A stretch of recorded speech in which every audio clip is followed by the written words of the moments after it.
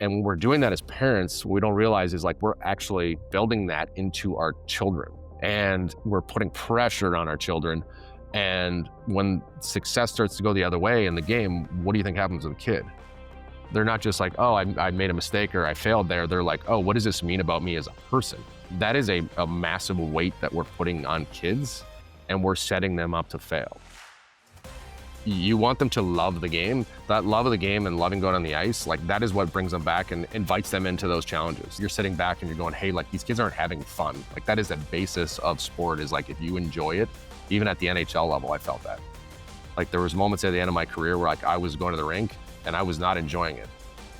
But how do you think I played? Not very good. There's gonna be mistakes and they're gonna screw up, and like how we respond to that and like help them understand why that is actually a good thing for them it's important. And it's important that we're aligned as parents and coaches in that messaging. Because if I'm telling them one thing and you're telling them a complete different thing, then the natural thing for that kid is to be confused. I think it's like, hey, what are you reinforcing as a parent? So if all you're reinforcing is goals and all you're reinforcing is results, and that's all that kids are seeing, what do you think they're going to focus on? They're going to focus on those results. And as someone who played at the highest level in the world, that is a recipe for disaster.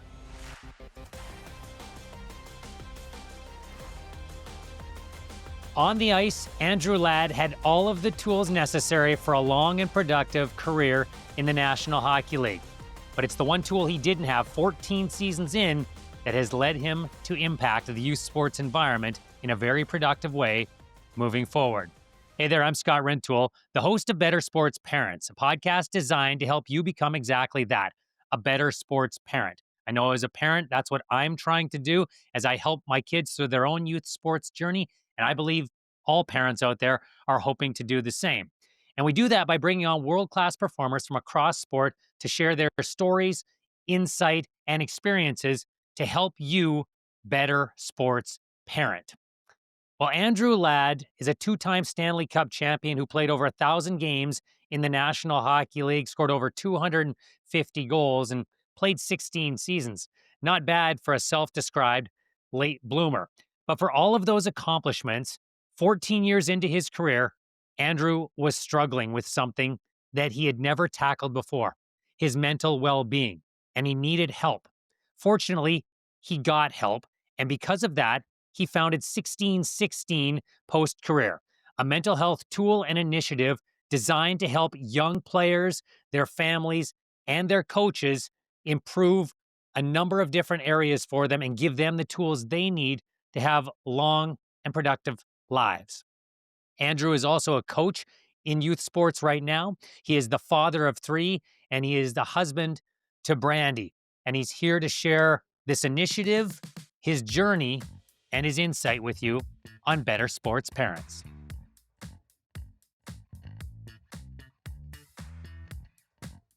First of all, Andrew, thank you very much for doing this and spending some time here with me on Better Sports Parents.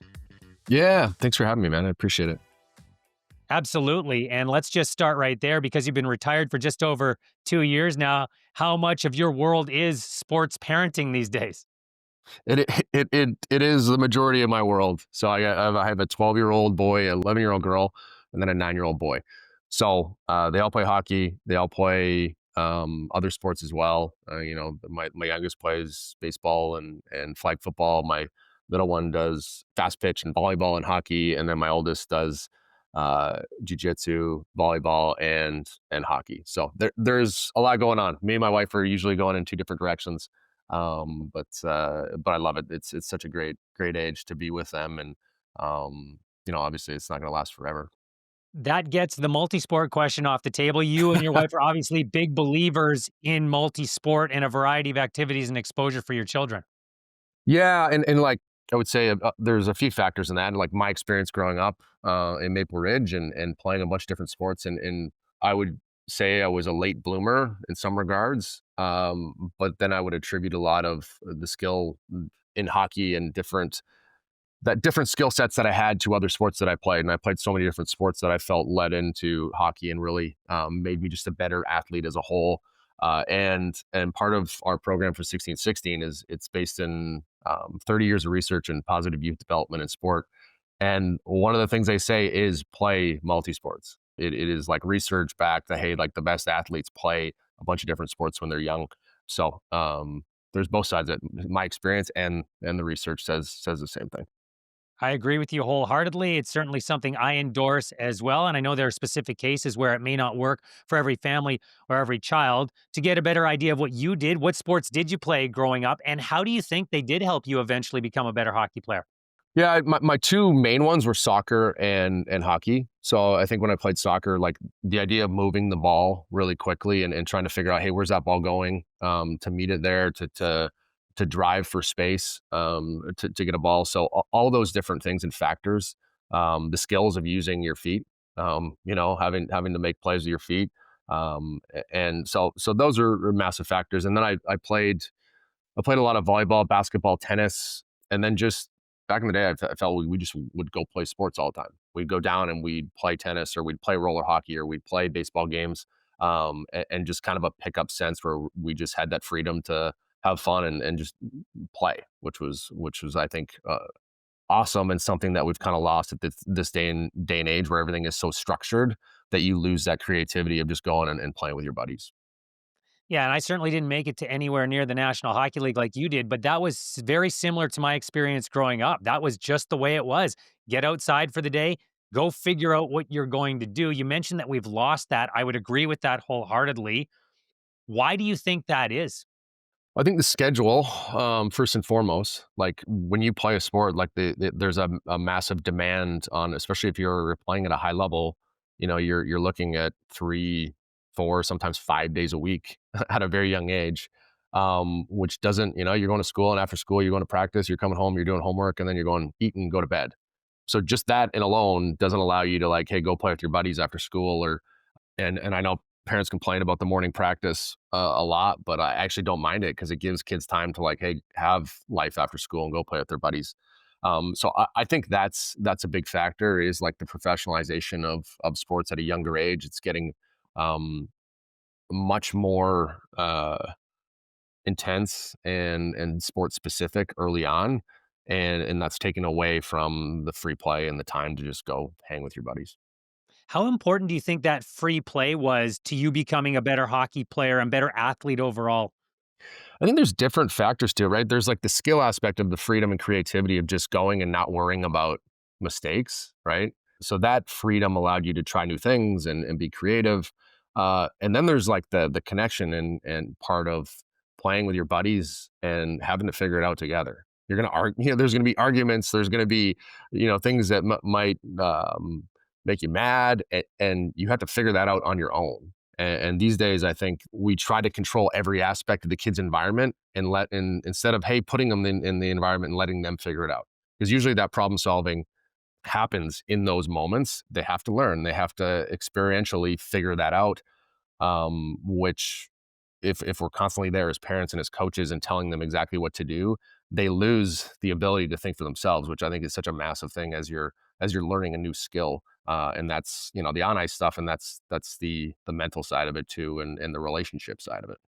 I agree. And even from a fairness point of view, when we organize sport and we have someone governing it, whether it's an official or a coach who's laying down the rules and setting the law of the day, all of a sudden the kids lose their ability to determine what's fair. When it's pick up, when it's free play, they have to try to sort out what's going to work for balanced teams because nobody wants to have a runaway game because people will leave and they have to sort that out for themselves. And I agree with you, even from a social development aspect, it's such an important part of growing up. Yeah, it's fun. Like my son's in grade 4.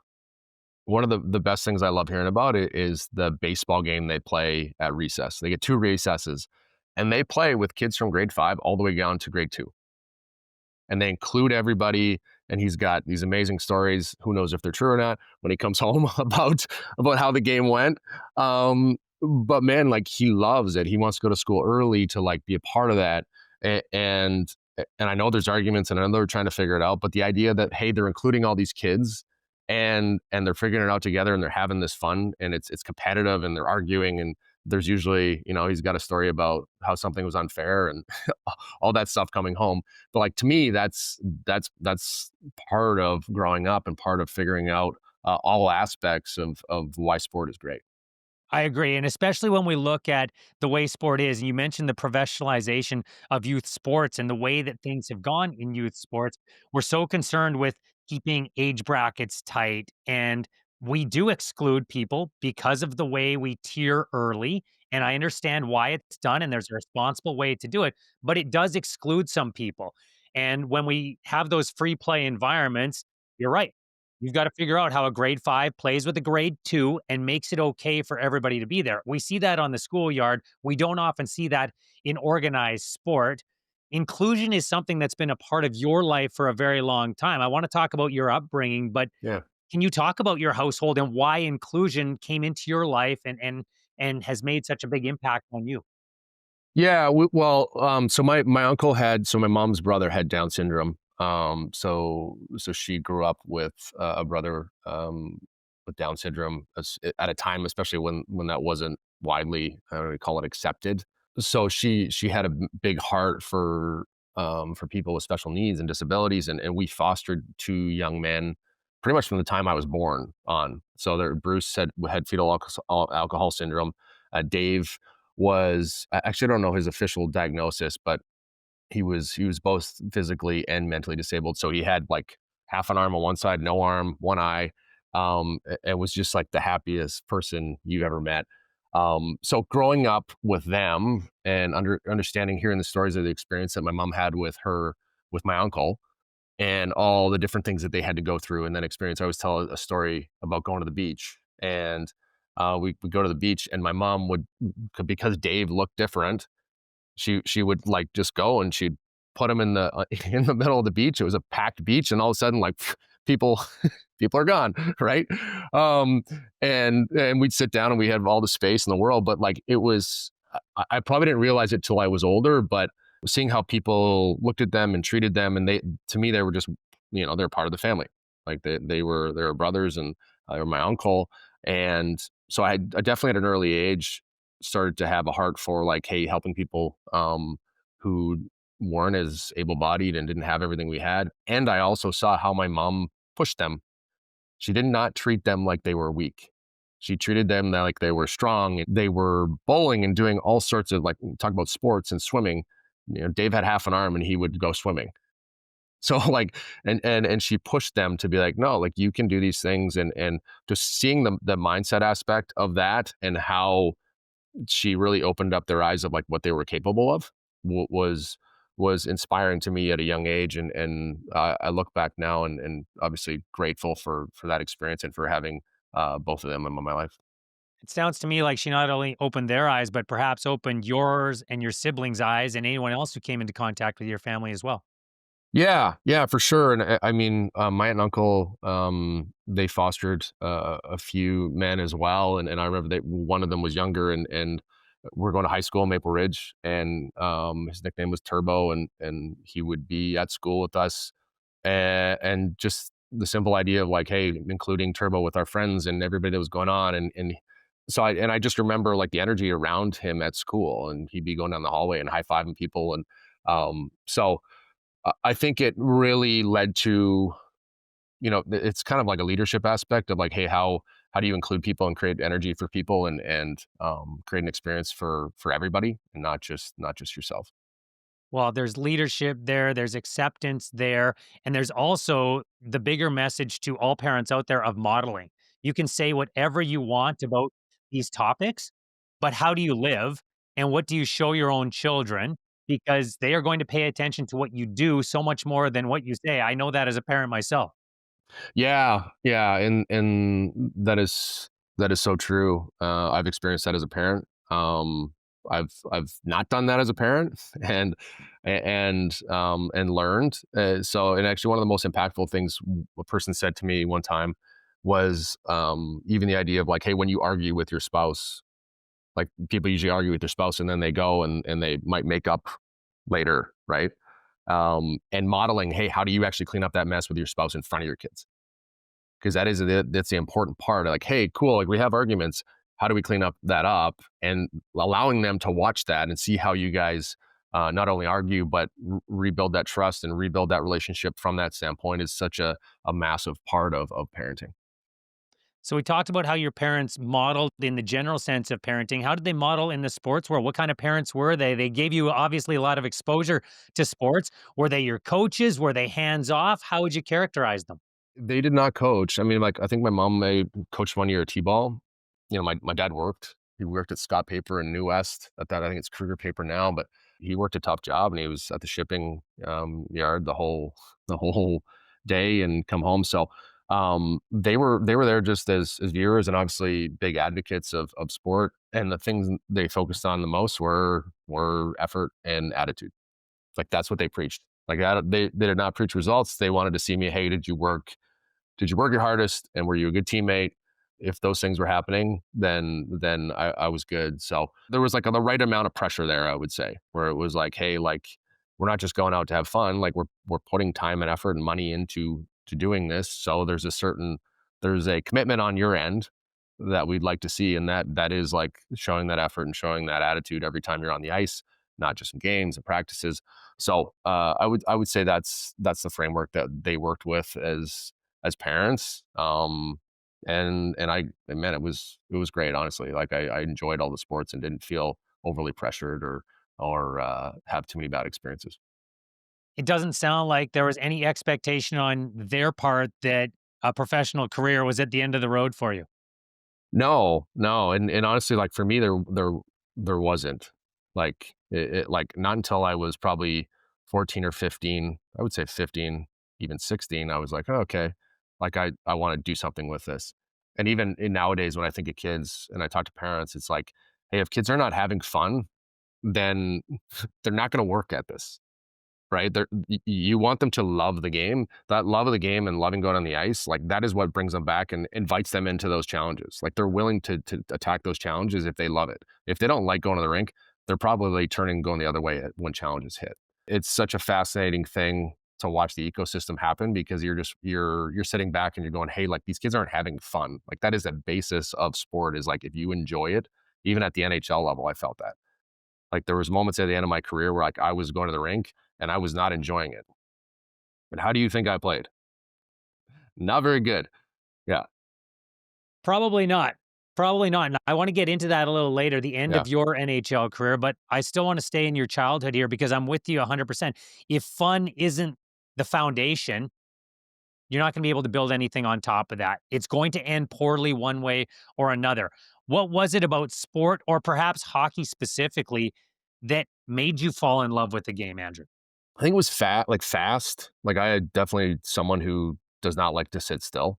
And at a young age, right, you're on the ice and you're moving all nonstop and you're going. There was like the freedom of being on the ice and being creative. It kind of had the challenge of every aspect. To me, like it's one of the most challenging games to play based on you're on skates and on ice, and you have to think, and the game is fast.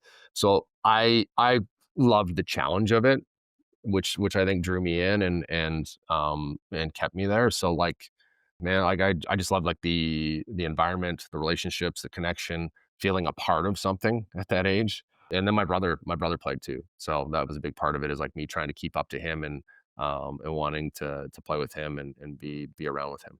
Was there anyone, whether it was a coach, another parent, someone in your life that helped light that fuse even further and let you know that this was something you could pursue? My grandpa was always the biggest advocate, and even when I did not believe maybe as much in myself in that moment, he was always a big believer that I was going to accomplish big things. And again, like one of those things, hey, I didn't realize in that moment, but like looking back, I'm like, oh, that was like a powerful thing to have an advocate like that in my life that, you know, no matter what, was looking at my potential and being like, no, like this is what you can do. So he was probably the biggest thing, and I was a late bloomer. Like I played Bantam B. I got cut from the A team at a young age. So it wasn't like I was a top kid and he was just like, oh, could see this coming. There was just uh, I think the drive he saw in me and that potential was just like he had a belief in that characteristic. I know that some people are listening to this, not watching it, but those who are watching can see that ship behind you that you told me prior to us speaking here that he actually built, and a reminder certainly of what he meant in your life. So did he just encourage you to dream big, or did he do something else in the way he talked to you to make you believe more in yourself? Yeah, he would talk about my potential in terms of there was like ways where like, hey, he wasn't subtle and he would brag about me, right? I'm sure people that were around him, and he used to go to the Senate in Maple Ridge, and they would hear all about his grandson. So there like that aspect of it. And then like at the time you're like a little like embarrassed by it, but kind of like, oh, it's nice to hear like someone have that much belief in you. So a lot of that, and then just talking about certain things, he'd be like, oh yeah, you're gonna make that team, or you're gonna do this, or like you'll go there and you'll have success. So it was nice to have like someone who was that confident in you, not only on the ice, but like just like I said, the determination and that hey, you'll figure this out. Which was pretty special. And the other thing, I think he just modeled a lot of what I admired. He was always busy, and he lived till 102, and his goal was to golf at 100.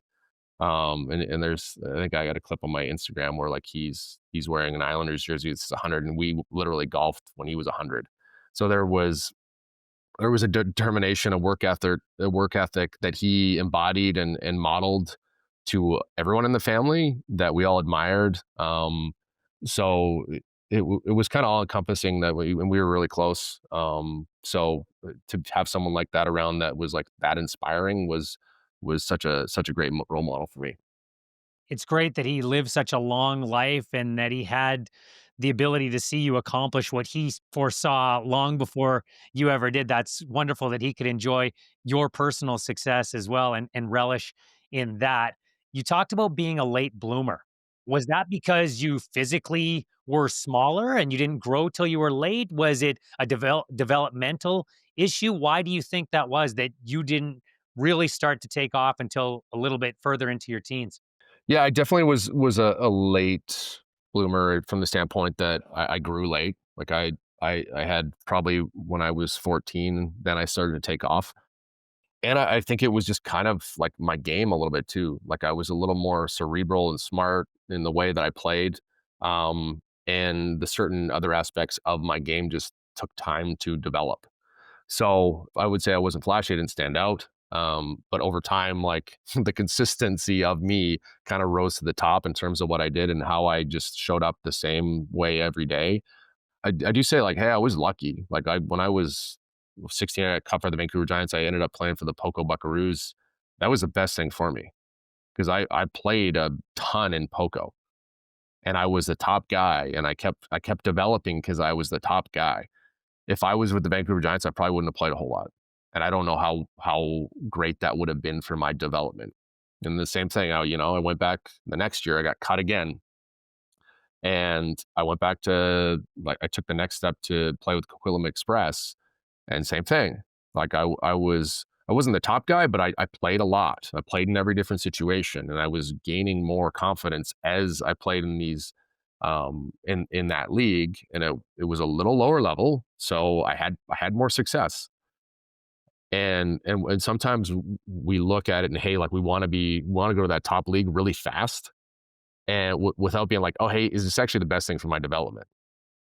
And not only physically, but like the mental side of hey, like you want the right level of adversity and success.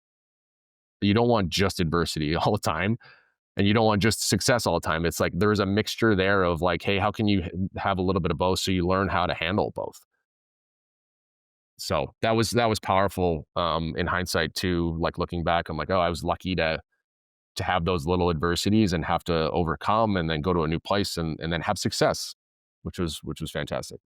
Well, it's a really important part of your story that I want people to hear because despite the fact you end up being a fourth overall draft pick in the NHL of the Carolina Hurricanes and you had success in junior and you played on arguably the greatest Canada World Junior team of all time in 2005, that wasn't always the path. And you were cut from teams and you weren't this phenom at 10 or 11 years old. And I think there's a lot of parents in today's world, especially the hockey world in Canada, that see the U10 or U11 or U12 rep team. And if my son or daughter's not on that, it's not going to happen. You've lived a completely different life. What do you say to parents about the process and the pathway? Yeah, I say the same thing to like both the kids and the parents. I'm like, hey, when do you want to be the best player in the world? Like, when do you want to be at your best? Right? 25, 27, and they're 12. I'm like, okay, so you have 15 years to keep developing and keep growing. And like, that's the game. It's like, hey, that's the long game. Your job, like, it's not to be the best 12-year-old right now. Like, you're building over the next 15 years. So when you think about it, it helps to be like, okay, yeah, there's time, and how do we you like take stepping stones along the way instead of this, like, I would say, call it scarcity of like, hey, I need to be the best right now, and if I'm not, what does that mean about me? And when we're doing that as parents, what we don't realize is like we're building that into our children, and we're putting pressure on our children. And when success starts to go the other way in the game, what do you think happens to the kid? They're not just like, oh, I made a mistake or I failed there. They're like, oh, what does this mean about me as a person? And like, that is a massive weight that we're putting on kids, and we're setting them up to fail. So, we talked a little bit earlier, but I think like parents just don't maybe sit back enough to understand like that's the impact that's going to happen when we put all our eggs in one basket and we're putting our kid, and hockey becomes like who they are and not just what they do. I agree with that entirely. And it's part of the reason that I look at a youth sports environment that doesn't look a lot like the one you described earlier, the one I grew up in. And a big reason is the pressure. Some of that is cost because cost has gone up so much. Some of that is the time commitment that you referenced earlier. But a lot of it is these outside expectations of what parents and organizations may heap on these kids who are simply there, hopefully, to try to play a game, have fun, hang out with their friends. I know you do some coaching. How do you try to remove some of that pressure, not only with the kids when you're working with them, but also when you're talking to the parents about what their expectations are? Yeah, I think it's different with the kids and the parents. Parents, it's like, hey, helping them understand the perspective, and it really is an expectation thing, right? And as coaches, parents and coaches, like, there's like an expectation that the kids should know all this stuff already, right? So we're like, oh, like, I fascinating the other, like, was talking about hard work with my group, and I was talking about my wife, and she's like, I wonder if they know what hard work is, and I'm like, that's actually like a like yes, like, I don't know if they do, so I ask them, hey, do you guys know what hard work is? And they're like, oh yeah, it's hard work. I'm like, okay. So like, what specifically, like, what habits make up hard work? And they're like passing the puck. And I'm like, no. Right. So it clicked. I'm like, they don't know. They actually don't know what hard work is. It is my job as a coach to teach them what hard work is. It is my job as a parent to teach them these things. And a lot of times, like, we have this expectation that we build and we put on kids as parents and as coaches, and it's like we're expecting them to know something that they haven't learned yet. And when you shift that perspective, it helps you show up in a way that's like, hey, no, yeah, but my job is to teach them and help them, guide them through this, not just be there and put them on the ice. Well, one of the things I see and I've experienced as a coach of an elementary school basketball team is the term get open. You hear parents shout it from the stands. You see coaches say it all the time at practices. A kid doesn't know what that means. And your point is very well made. You need to give children and developing athletes tools to solve the problem you're asking. And if you don't give them any tools, they can't solve that problem. When I'm dealing with kids, I think the bigger you make the moment, the more pressure. So, and that can happen within a play, that can happen within a game. So there's a tension of like, hey, yeah, like, this is something we want to show up for, and here's how we powerfully show up in this moment for this game, or this, when a kid makes a mistake, great, like, mistake happened. How do you want to respond? And like laying that at their feet and letting them choose, instead of giving them getting pissed off at them or saying, I need more from you, right? Right. We need more. I see that from like NHL coaches. I need more. Like, what is more? Can we be specific about that? Right. Because there is a level of of guidance there. And then, and I like the idea of being like, hey, how do you want to respond? Because they get to choose. And that choice is where they start to build that resource in themselves that, okay, I'm gonna go back out and I'm gonna try again. Great. And then when they try again, if they have success, like that's that little moment for them that like, oh yeah, that worked, and that was me that did that, not someone else. So I think that's where the pressure comes from, is when we make moments bigger than they are, instead of just like, hey, no, like that's a play in a game, or that is one game. And the best part about sports is, hey, we get another opportunity the next day or the next shift. Like that's, to me, is like so valuable from a skill standpoint and the mental standpoint as well. You talked earlier about pressure and there being a healthy level of pressure that developing athletes and children can feel, and then heaping pressure on people so that it overwhelms them and becomes all encompassing. When you look back at your own development, when did you start to feel pressure for the first time? Like from myself or from other people? Well, even in the moment in the sport, however you want to answer that question, when did you start to realize there's a lot of pressure here? Yeah, I think it's funny, man. I probably not until the NHL. There was always like a level of internal, like, I want to do well, and this moment is means something to me. Um, and that was a level of like pressure and nerves that I was okay with. So, yeah, and I actually hadn't thought about that till you asked, so it's a great question, and it probably was, like, when I turned pro and I was like, "Oh, like, I'm getting paid to do this now," right? And, like, there is, like, a level of, like, "Oh, if I don't do this, then this will end," and that had a certain level of pressure that it turned up. Let's fast forward then, not because I want to skip through all 16 seasons, but the pressure of the end for you, because you come into the National Hockey League, you win a Stanley Cup your first year after being on what I said is arguably the greatest junior team in Canada's junior hockey history. Win a gold there. You win a Stanley Cup in your first year in the league. You win another Stanley Cup 4 years later with the Chicago Blackhawks. And the adversity for you really started to come later in your career when injuries started to mount, when perhaps you weren't reaching the goals that you and your team had set for you. How did you deal with that at the time, Andrew? Oh, not very well, first and foremost. So, and it's funny how you can go through many moments and handle them well, and then you hit something that it maybe just puts a little more weight on the bar, and then um, you lose yourself a little bit. So, and I don't know if I completely lost myself, but I figured out in that moment that what had got me there wasn't going to take me the rest of the way.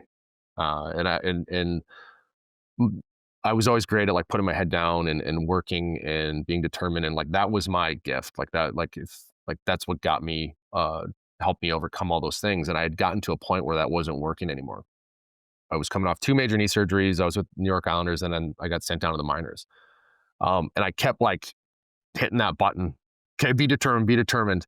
While internalizing everything else that was going on in my head, which was like, oh, I was embarrassed that I was in the minors. I was like angry. I was frustrated. And I was like, there was entitlement of like, I got to play in the minors after being in the NHL for 14 years.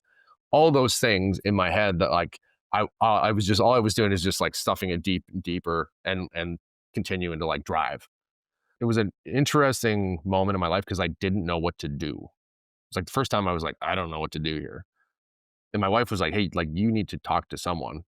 So I hired a mental performance coach. And through that started to uncover of like, oh, it's like this is actually like instead of stuffing it down, like let's start unpacking it and figure out like let's get you some different tools to like help you navigate the situation that you're in. And we started focusing on like still at the mind of like, hey, coming back to the NHL, but it's like, hey, how can you enjoy the game again? Like, how can you have an impact on all these young kids in Bridgeport that look up to you, right? How can you help the coaches? Like all these different things that have made me shift my, I think maybe there's like a little purpose there, but also how I was showing up. Like, how did I want people to experience me in that moment? Because you can imagine how they were experiencing me before that, which was like, hey, not a great teammate, a pain in the ass to be around, probably grumpy. And you can imagine these like 19-year-old kids and this 35, 36-year-old NHL vet that's in there. Like, I carried a lot of weight coming to that room, and I don't think I was aware of that. And once I started looking at, hey, what the impact that I was having and the impact that I wanted to have, it wasn't aligned. And then I could start working towards, the way I wanted to show up. You mentioned that the way you had always approached things with that just get out there, work harder, drive through it mentality had served you extremely well, but you were at a point where it wasn't working anymore. And it was your wife who basically asked you and pushed you over that hurdle to get you to do something about it. Did you resist that at all before? Did you know you needed help but didn't want to ask? Where were you at individually prior to her having that observation and asking you that to do that? Yeah, it's funny when she said it, I was like, yeah, you're right. Like, so I knew it, I knew, but it was so like, talk about not being so blinded by where you're at that you didn't like, you didn't even know the simple step to take, which is like, hey, why don't you ask for help? Or why don't you talk to someone about, which seems so simple, but when you're in that moment and you're battling through something, you're not thinking about anything else but like, hey, I'm in the crap right now, and I'm this isn't working. And that's the idea of having people around you to help you through those moments, and not even that, but like the willingness to ask for help and understand what help is around you is such an important aspect. It was important for me at that moment, and like when I think of my kids and the game and youth hockey, it's the same thing. Like, who around them, like, do they feel comfortable with asking for help and reaching out to? It's not a solo effort, right? It takes a village, and it takes people to like around you to help you through, and there's no shame in that. No, there isn't. And I think everybody is comfortable saying that, but not everybody is comfortable living that. Yeah. We talk about ending the stigma and breaking down that barrier so that people feel more at ease to ask for help and have those conversations. Do you believe that that stigma was living inside you about yourself? Yeah, I don't know if it was like pride, like self pride of like, I can do this myself, and I don't need help. What does it say about me if I ask for help? So that was probably it right there. And I'm such like an experiential learner, and that moment was so powerful for me because it was like, oh, like I'll never forget that, the moment of like having to go through that and being like, oh, there's people around me that, and now it's so easy. It's like one of my first thoughts of like, hey, I got an issue, like, who can help me through this, right? Whereas before, so when I talk about building a skill set, like that's one of the skill sets that I learned at 36 years old, where, I think of kids, I'm like, hey, if we can help kids figure that out at 10 to 12 years old, man, they're gonna be way, way ahead of the game. Which is certainly what you're trying to do with 1616. I wanna get to that in just one second, but before we get there, I think there's, "Hey, you need to ask for help, you need some help." "Okay, I need to ask for help." But I also think with a lot of men in particular, there's a resistance still. "Okay, I'll ask for help, but I'm not sure this is going to work." What was it about that conversation with your mental performance coach that allowed you to say, "Yeah, this is the right pathway"? What did he say to you, or how long did it take before you went, "I'm all in"? It didn't take very long. It's funny. I think his willingness just to listen and create a space for me to like let everything that was inside of me out was a massive trust builder. And I actually think, like, men in general, one of the things that we don't do very well is create space for each other to like have those moments where they're like, hey, what's going on? Like, slow down and be like, hey, what's going on? How you like? And we can tell. Like, when your buddy's feeling off, or like, there's something there. And we just kind of like, we keep driving by it instead of actually slowing them down and be like, hey man, like, what's going on? And once you create that space, um, people, I firmly believe, like, people are itching to like tell you their story and tell you what's going on. So the biggest part of that is helping create a space for them to do that.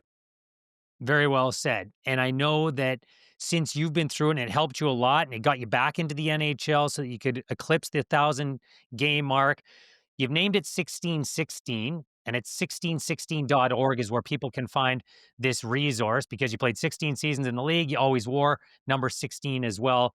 That's the nice tie in. What is it and what do you want it to be for children? Yeah, and so the other reason it's called 1616 is that's the year they coined the term buffalo, and the reason that's so powerful is buffalo are the only animal that when a storm hits, they actually don't run away from the storm. They band together and go through it together. And that's the mindset that we're trying to teach kids is like, hey, when struggle happens or challenges arise, band together and go towards them because you will grow, you will be stronger, and come out of it ahead of the game. So that's where we start. I always love starting with that place because people can resonate with that, right? They have anyone who has taken on a challenge and overcome that. There's the feeling you get after, and the experience that you gain from that moment, you carry with you forever. And the more 1616 is really about using sport to create those moments over and over again with kids, and then helping parents and coaches uh, understand those moments when those moments are, and help them actually be really intentional with them. So it really tangibly, like 1616 is a proactive approach to mental well-being. So hey, we're trying to get kids tools at a younger age so that when those challenges hit, they're more prepared. And I think we do it in a really unique way where it's completely digital. The kids learn through story. I don't know about you, but like one of the most, like, I'll remember a story forever. But if you give me information, like just direct information that goes in one ear at the other, and I probably forget it. So that's the approach we're taking with kids, is where we went out and we found a bunch of current and former pro players and NHL and PWHL players to tell their story. And I said earlier, our program is rooted in 30 years of research in positive youth development in sport. And what that says is if you can influence the four C's, that you'll give the kids the best opportunity to thrive and create the best environment for them to thrive in sport. And those four C's are competence, which kids get enough of these days. They got a lot of confidence. They're working on their game. Confidence, character, and connection. So confidence, character, and connection. If we can influence those and teach kids about those using the power of sport, it gives them the best opportunity to thrive. So all of our stories are rooted in the experience of a pro player and their story and their journey. So the kids get to walk through part of their journey and some things that they've had to overcome as it relates to that concept and why it's important to them. And what I love about that is it makes these stars and these pros relatable to the kids because they're going through the same thing and they have gone through the same thing that these kids are going through right now. And I don't know about your kids, but like my kids don't listen to me, right? But they'll listen to someone else. I was lucky enough to coach with Shea Weber and Brent Seabrook, our daughter's team, and like my daughter won't listen to me, but she'll listen to those guys. So we're trying to create that dynamic, and there's two 10-week seasons, and it's really simple. Like we've tried to create a slow drip over the course of the season. Most sports stuff, and especially in hockey, is like very front loaded, educated, where it's like, hey, here's all your information, and then see you later next year. Where we've tried to like create this experiential drip over the course of the season.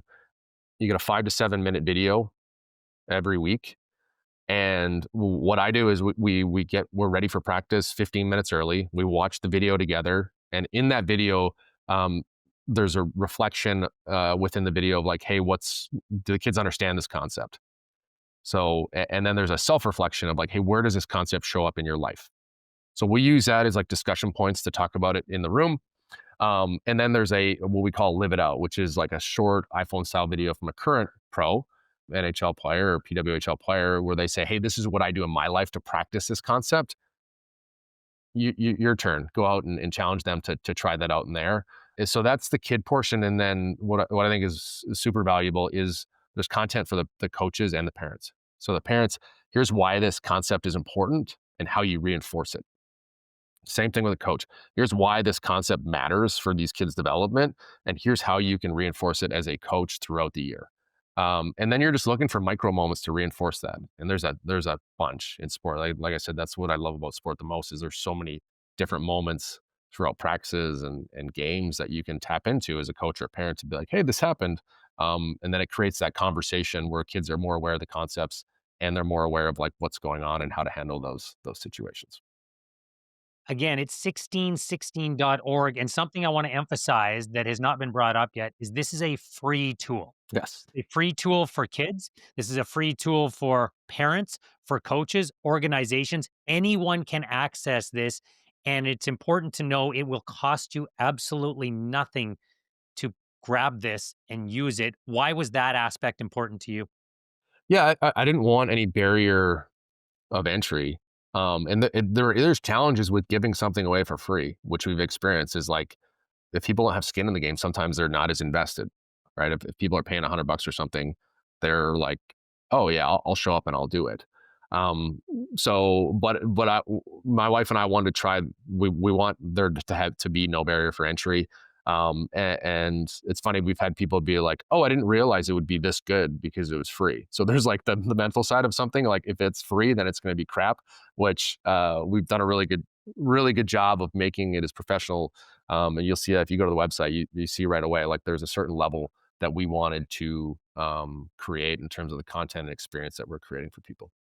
Well, you've certainly done that. Absolutely. And I do agree with you that there is that perhaps perception of something. Oh, it's free. Maybe it's not worth that much. But the value people get out of this and the quality of production that has gone into this is exceptional. And the fact that anyone can access it, you started small, but this is growing quite quickly, isn't it? So we started with a pilot 4 years ago with 11 teams. And today we have over 600 across North America. So our enrollment has doubled every year, which has been awesome to see. And as that happens, it's obviously you're navigating how to scale and continue to expand the impact, which to me is the fun part. Like that's being creative about like, hey, how do we keep this thing and keep creating and evolving the experience that people are having, and we have a pretty robust monitoring and evaluation to continue that. And so we're there's a ways to go, and we're committed to like continuing to build and make this even better. What has the feedback that's come in looked like from both children and parents? Oh, there's been lots of amazing feedback from like, hey, my kid didn't want to go to hockey last year and had such a bad experience that like now he's like getting me out of bed in the morning to go to practice and be a part of that. To one of the things we have for parents is a car ride home tip, and we had a parent who's actually a coach too. Reach out and say like that car ride home tip has actually transformed the relationship he has with his kid. Like he wasn't aware of the impact that he was having with the conversations he was having after the game.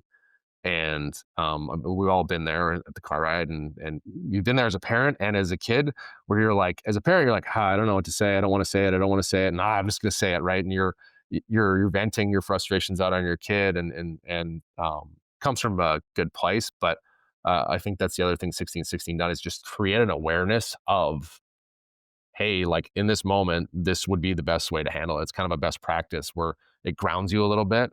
Or as we know, we can in youth sports, we can get carried away as parents and coaches, and it pulls us into behavior that after we're probably not proud of. Agree completely. And I think, as you said, one of the things people need to realize and forgive themselves on, because I think every parent has probably been there, is that it's a very natural thing and it comes from a good place.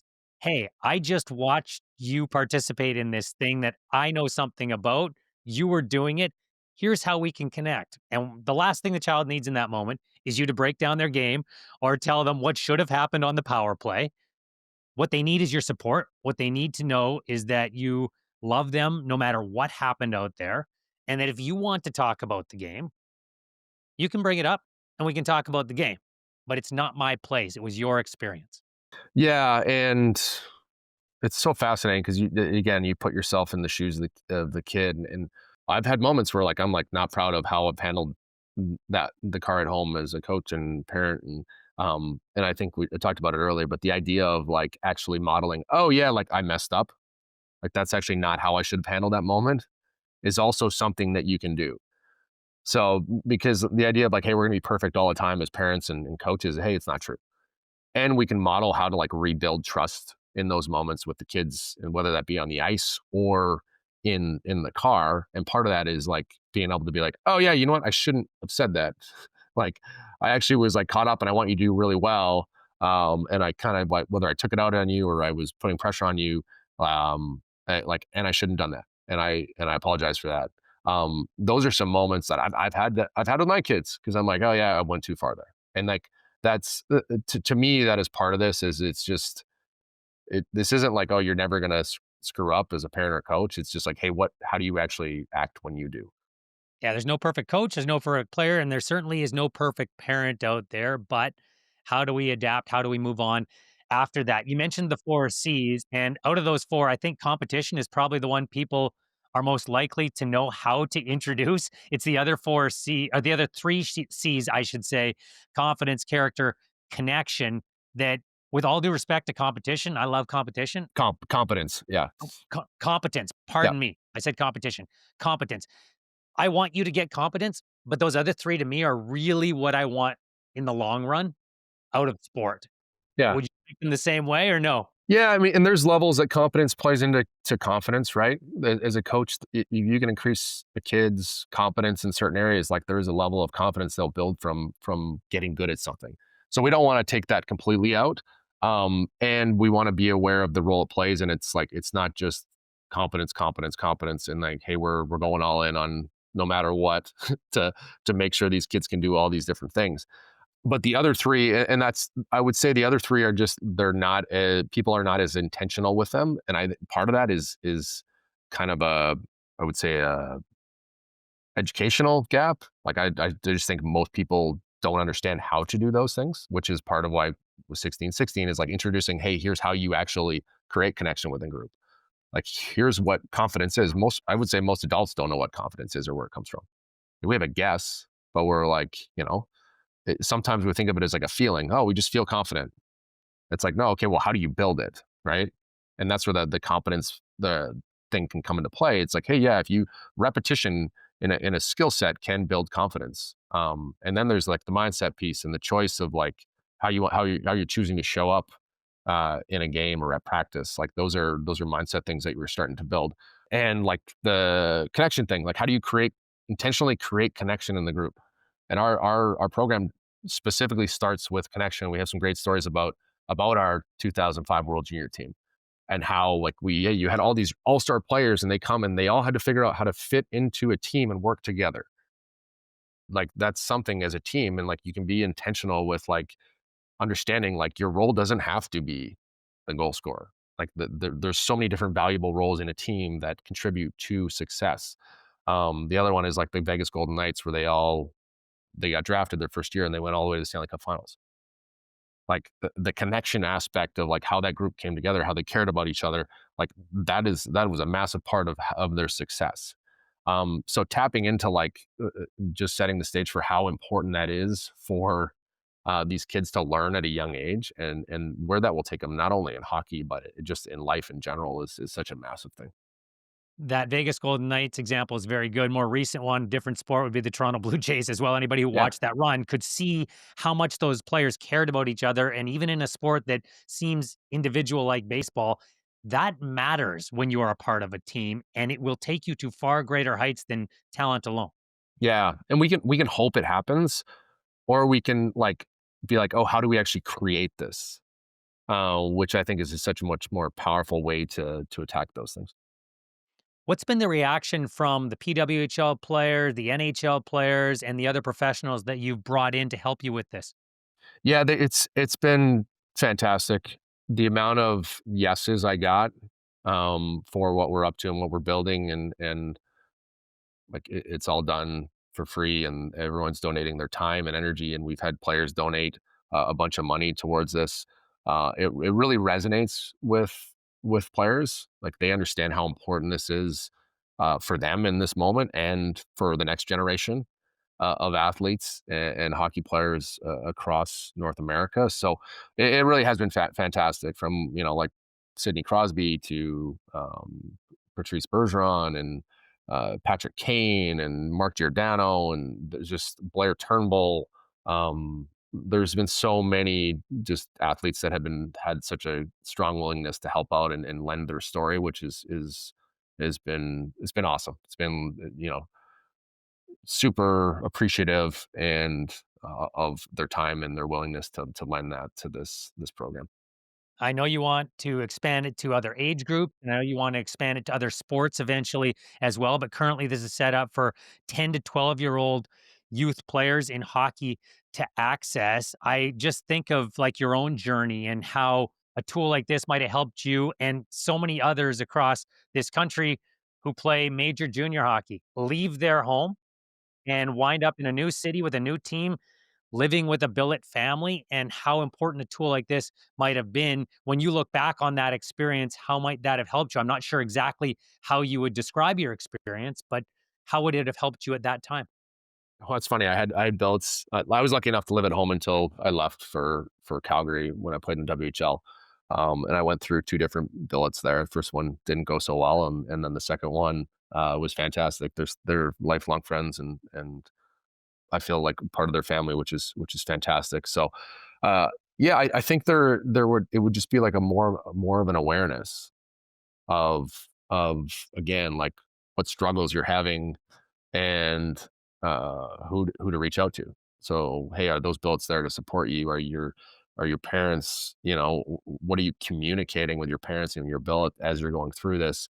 How are you creating community in a new place? Like, that's such a massive thing for kids in junior, and our community is our hockey team, and right. A lot of times we can wait to be included in something. Hey, what does it look like to actually be the person who is actually creating that for others? Which I think is powerful. So I think it would have just gave me an awareness on how to do some of that stuff, and I was more of like the quiet, like, hey, reserved, work hard, and fit in. And so a skill set that it would have helped me with was probably starting to create a little bit more of what I yearned for, which was that community, that connection, quicker. I'm glad to hear that certainly when you got to your second billet family, things went extremely well for you during your time in Calgary. But I mean, you were around junior hockey. I think there's a lot of people out there, whatever level they're at, a lot of young men that struggle and they don't feel confident enough to reach out for help in those situations because they do exactly what you did that served you so well, which is put your head down, keep working hard. I don't want to show anyone that this isn't working for me. And those young men need to know it's okay to talk about what's going on in their lives. Yeah, and it's to me, it's getting earlier and earlier because you have all these academies and kids are leaving home at 14, 15, and they're going to academies. And they're traveling on the road and they have like two chaperones with the whole team. Like that to me is a recipe for disaster in some moments. And there needs to be a certain set of values and guidelines and that is helping direct these kids and help them understand which ones are the most powerful to live into, and what role does character play in that? Like, why I work with NHL guys now, and it's like one thing we talk about is the idea that hey, character is a performance enhancing drug. So how do you teach that to kids at these ages and help them understand that, and help them feel comfortable with understanding who's around them to help them, and that they have support that if they're, and I think there is a little bit of an awareness of like understanding when something's off. We're taught at a very young age to just battle through everything, right? Injuries and all this stuff. It's like, oh, like, are you in tune with how you're feeling about something? And because that's the first step is the awareness of like what's going on between your ears and what you're feeling. Because then once you have that, then you at least you can say, okay, who's around here to help me through that? Well, and the point you made earlier is extremely important as well. We're talking about the kids and giving them the tools and the parents having an understanding. But then there's the coaches who are responsible for setting the culture and the environment that these young people are operating in. And you've been around long enough, and so have I, to know that there are good cultures and there are some that are not so great. And everybody says they've got a good one, but not everybody lives that. This is an extremely important tool for coaches as well, isn't it? Yes, it is. And I think at a young age, it's like, hey, like the habits and values that you are instilling in a dressing room. And we tend, I think the pendulum swung. So like from maybe when we were younger, and it's like, hey, everyone was a hard ass and you weren't allowed to like super strict to like, oh, like all the way to the other end where it's like, hey, like we don't want to be angry. We just want to be positive all the time. And there's a middle ground there for like, yeah, there's moments when like there's certain things you do that are not acceptable. And that's part of learning how to be a good teammate. That's part of learning how to be a good human, and the values that we want to see, not only within the sport, that we want to take to the rest of our community. So, and I think it's obviously the parents' responsibility too to instill those values, but it is in part the coaches, because you have such a massive influence on those kids. So there is a big responsibility for you to be intentional with instilling those values, and not let certain things go, and treat kids like they're strong, and they can handle certain situations, because you're building young adults, and their minds are so malleable at that age, and they're so influenced by the people that are around them. And I think everyone can think of a coach that had like a massive impact on them. There's a reason they had a massive influence, and some of that time, sometimes that was like, hey, they were willing to have the hard conversations and put in the time with them because they cared enough about them. And one thing I think we're navigating even in society is like, what does kindness look like? Kindness doesn't look like being nice all the time. Kindness, part of kindness is telling people what they don't want to hear, and having tough conversations and being able to do that. And again, when we're doing that with kids in that moment, we're teaching them how to do that, why that's important. That's the modeling aspect of how we bring along that next generation. You coach, you've been coached by a lot of people over your life, and I'm sure you've had some great ones and some not so great ones. What advice can you give coaches out there who, in many cases, Andrew, are volunteers and are not trained to the level of an NHL coach or a junior coach? What advice can you give them in creating the right environment so that, forget about wins and losses, that these kids enjoy what they're doing and want to keep playing and get something in that competence category as well? Be really intentional with the environment that you're creating. So what I mean by that is are you thinking about, hey, are these kids having fun? Are you thinking about like, hey, where, like, when you look around the room and you're looking at kids, like, you can tell which kids don't, are maybe a little less confident or not feeling like connected. And sometimes as a coach, we can be so focused on like, oh, this is my practice plan, this is what I'm doing, and I'm trying to win, that we forget all those little aspects of the game that actually lead to cohesion and a group that likes playing for each other and enjoying the game. So there's like, hey, do you know what the pulse of your room is and what your group is? Like we said earlier, people want to do right by these kids and by their kids and by these groups, and our awareness of like what is actually pulling us forward and motivating us, and where is our tension at this very moment. It can be very enlightening in terms of like, oh, like, is that what I want as a coach? I coach house. I help coach my daughter's team in house, and there's a kid on our house team, and I could just tell his like confidence wasn't there. Wasn't feeling good about himself. And in one conversation, and I just kind of shifted his focus to like, hey, where, like, what may be helpful and resourceful for him to like focus on the rest of that game. And his dad texted me that night and was like, I don't know what you said to him, but he's downstairs shooting pucks in the basement. And to me, like, that is what I love about coaching, is like, that's the impact that you can have on kids at this age, where you can inspire them to love the game again and to love themselves in the moment, and to be excited to go to the rink the next day, which is a massive responsibility. Well, and gets coaches coming back to their rink the next day when they get feedback like that from parents as well. For those coaches out there who are trying to learn, trying to be better, trying to create that right environment, part of that is dealing with parents as well. What does the conversation between you and your parent group look like at the start of the year? And what do you think a healthy one, a relationship is? Setting clear expectations for what the focus is going to be on, what you're going to be intentional with, right? So the idea, like, hey, you're going to focus on the developing these kids, and what does that mean?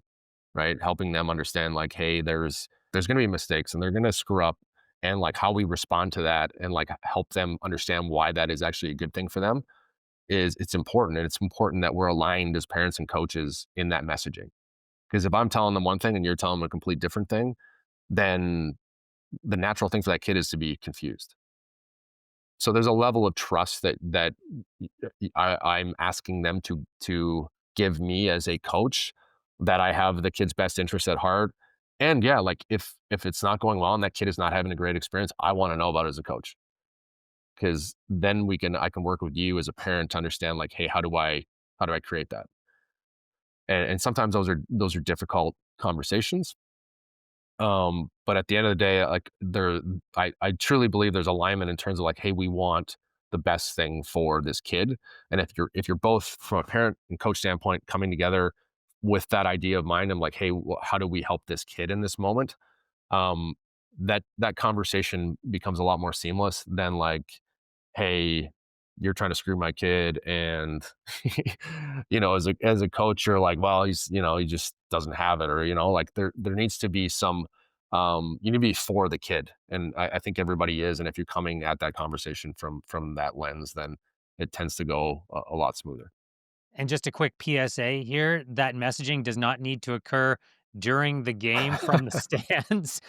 That is one of the things I try to inform as many parents as I can about. Look, they've got a coach out there, they've got teammates, they have enough people talking to them, support them, but you don't need to be telling them when to shoot, when to pass, where they should be positioned on the ice. Yeah, and it's again, it's like I think it people just don't sit to think like, oh, how does that actually help the kid?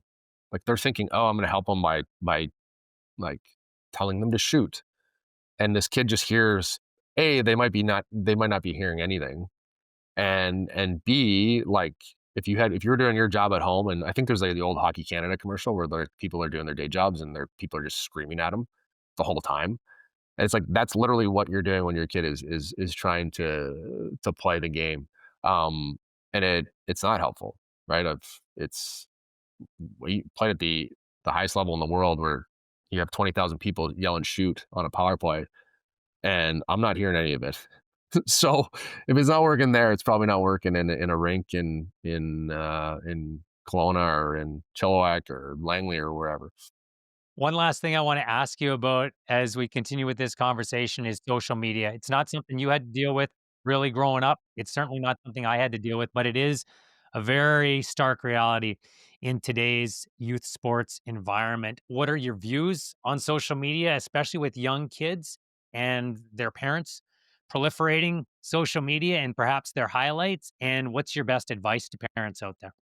Listen, it's different than what we had to navigate, and we talked about pressure earlier, and there's a certain level of pressure that creates for the kids, right? They're seeing what other kids, like when I grew up, I didn't know, I was in Maple Ridge, I didn't know what someone in Coquitlam was doing unless I played them, right? I had no clue what someone in Toronto or Regina or Winnipeg was doing, because we're just in our own environment.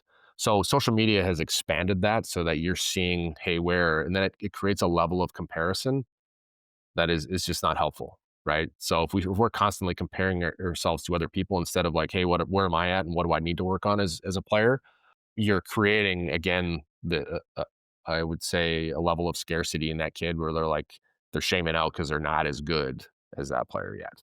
And I think we tend to think probably the older generation is like, hey, this new generation is weaker and we need to like toughen them up. And it's like, no, they're just dealing, in some ways this is harder because they're dealing with, there's a ton of awareness and of like where they sit in the pecking order in youth sports at all times.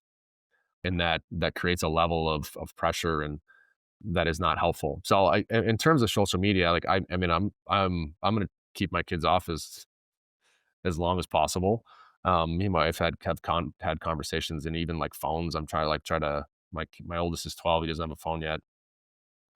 Because I think the less that becomes part of their life, then the less they'll be in, I guess, yearning for it, because there is a level of like, hey, it is addicting, and it is something that they will take over their life if you're not careful with it. So, I mean, as far as like posting with kids, again, I think it's like, hey, what are you reinforcing as a parent? So if all you're reinforcing is goals and all you're reinforcing is results, and that's all that kids are seeing, what do you think they're going to focus on? They're going to focus on those results. And as someone who played at the highest level in the world, that is a recipe for disaster. Because when those results don't happen, what do you think happens internally in that kid? Like the confidence goes down, their self-worth goes down, all those different things start to happen instead of like, hey, what are all the different habits that help you create those results? Which I think is such a more impactful thing for young kids to learn, is there is those habits, because if you focus on the effort and focus on the attitude, you focus on what those details are, of like, you know, being a really strong character player. If they have talent, it's going to lead to results. It's going to lead to goals.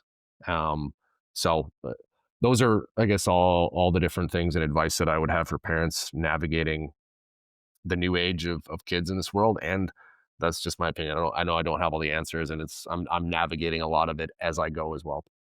Ditto. I'm going through the same thing as well, and I'm fortunate as well. My 12-year-old no phone yet, and going to try to hold that off as long as possible. You said something there though about tying your self worth to results, and I spoke with a guest recently, former Toronto Blue Jay Travis Snyder was on this podcast, and he said at 33 years old, he basically had an identity crisis. He didn't know who he was without baseball and without being able to hit, and he did the work, and he's in a lot better place mentally. When you were going through your struggles 14 years in, was that part of the challenge that your identity was so tied to being a pro hockey player?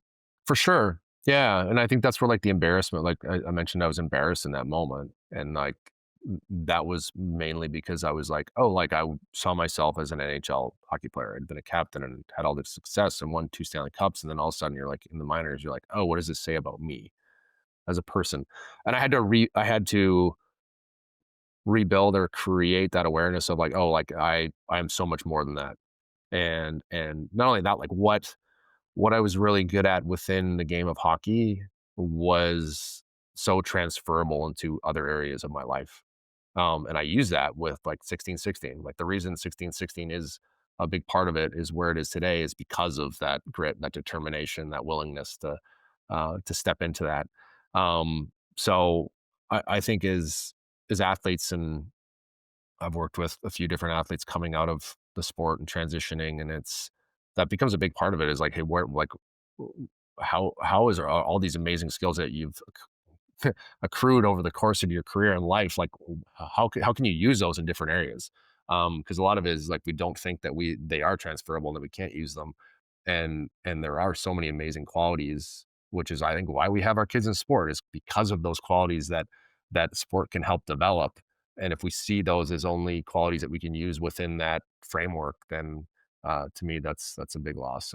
And part of the reason I started 1616 with my wife is because hey, like we just like Schneider, like we don't want that to happen at 33. We'd rather happen at 12, 10 to 12, help them figure it out then so that they understand when they get to that level, hey, there's options in that moment. Well, and you're helping a lot of kids and you're helping a lot of families with this through 1616. Again, 1616.org. That's the challenge you're taking on right now. But I'm going to ask you one last question. Might be the toughest one I saved for last because we've kicked around a lot of different issues that exist in youth sports today. What do you think the biggest one is out there right now? And if the one that if you could, you'd fix it with the snap of your fingers? To me, it's like the going to one, like the specialization of one sport at a very young age.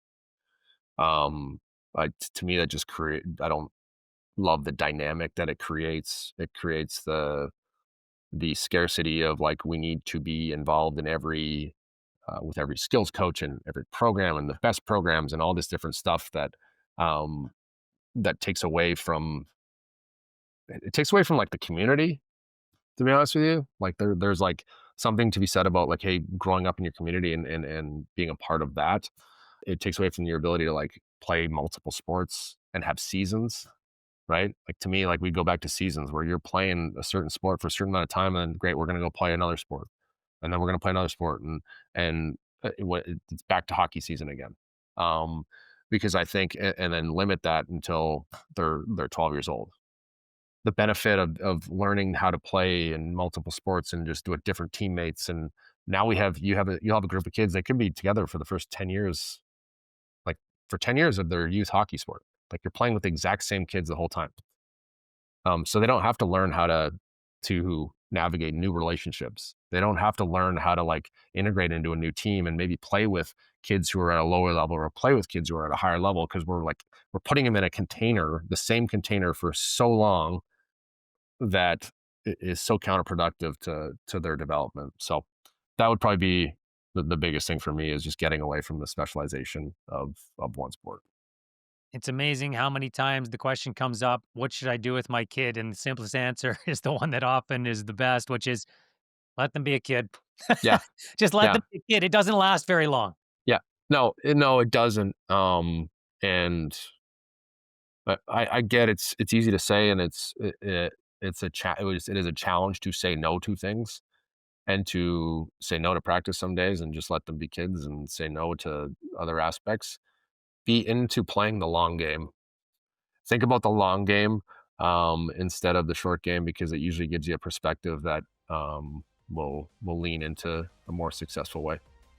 Well, it's phenomenal that you are equipping kids and their families and coaches with tools to help them with the long game of life through 1616. Once again, it's 1616.org. I've really enjoyed this conversation, Andrew. Thank you for spending some time with me here on Better Sports Parents. Yeah, I appreciate you having me, Scotty. Thanks, man.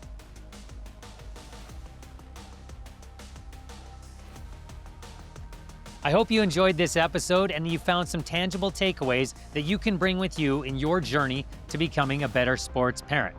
The best way for you to support this podcast is for you to subscribe, follow, rate, review, and drop us a comment on whichever platform you're watching or listening.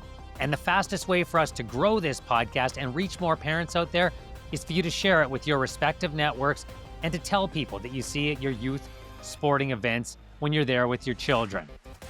Big thanks to Lightstock Music and Andre Diakonu for the music on this podcast, which is a production of Toolkit Content.